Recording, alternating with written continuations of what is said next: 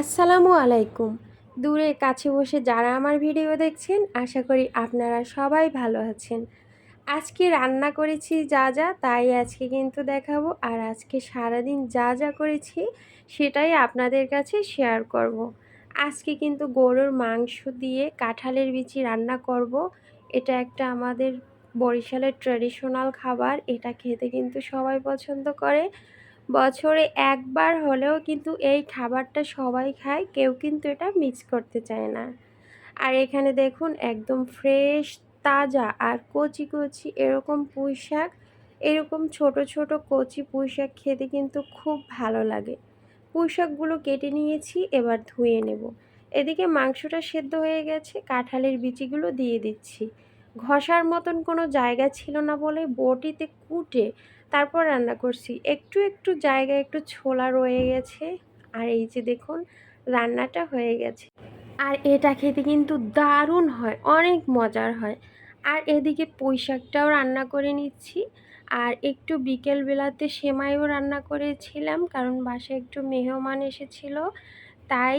আর এর সাথে বাদাম দেওয়ার জন্য চুলোয় কিছু বাদাম টেলে নিয়েছিলাম। আর আপনারা তো জানেনই চুলোয় বাদাম টাললে সেটা খেতে কতটা মুচমুচে হয় আর অনেক মজার হয়। সেমাইতে দেবো বলেই কিন্তু এটা টেলে নিয়েছি।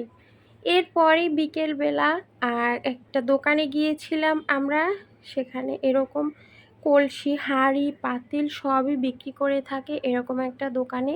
এটা একদম আমাদের বাসার কাছে, আর যেতে কিন্তু একটু সময় লাগে না। একদম ১-২ মিনিটের মতন সময় লাগে। বড় একটি কলসি কিনেছি, একদম অনেক বড় একটা কলসি। এটার দামই এসে গিয়েছিল ৫৯৫ টাকা। আর এই যে দেখুন দোকানটা কত বড়, একদম কিন্তু হেনতেন ছোট দোকান নয়। আর আমার মেয়ে দেখুন কি কাণ্ড এখানে ঘটাচ্ছে, ও এটা ধরছে সেটা ধরছে। দেখবেন বাচ্চারা এরকমের দোকানে আসলে এটা ওটা ধরার চেষ্টা করে। একদম এটা বিরক্তিকর, কারণ একটা জিনিস ভেঙে গেলে তার কিন্তু ভর্তুকি দিতেই হবে। এরপরে একটা ছেনি নিয়েছিলাম, অনেক বড় ছিল এরকম, কিন্তু শুকনো দেওয়ার জন্য যে কোনো জিনিস। আর এই একটা কড়াইটি কিন্তু অনেক সুন্দর। আজকের জন্য এই পর্যন্তই ছিল আমার ভিডিও। আজকের জন্য এই পর্যন্তই। আল্লাহ হাফেজ।